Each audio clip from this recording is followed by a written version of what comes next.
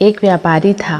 किसी कारणवश उसका बिजनेस पूरी तरह से डूब गया और वह बुरी तरह हताश हो गया। वह अपने जीवन से बुरी तरह थक चुका था।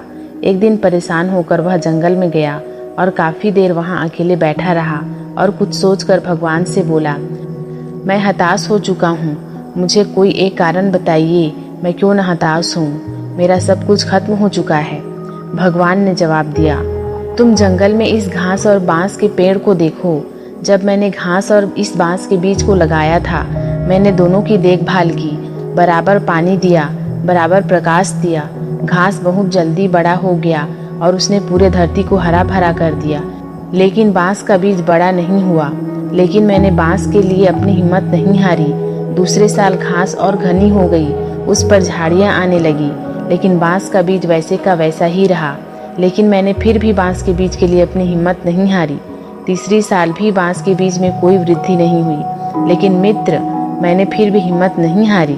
चौथे साल भी कुछ नहीं हुआ, लेकिन मैं लगा रहा। 5 साल बाद उस बांस के बीज में से एक छोटा सा अंकुरन पैदा हुआ।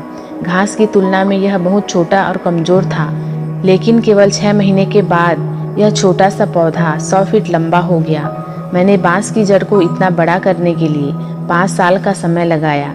इन 5 वर्षों में इसकी जड़ें इतनी मजबूत हो गई कि 100 फीट ऊंचे बांस को संभाल सकी।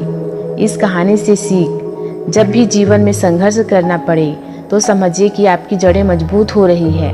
संघर्ष आपको मजबूत बना रही है, जिससे कि आप आने वाले कल को सबसे बेहतरीन बना सकें। किसी दूसरे से अपनी तुलना ना करें।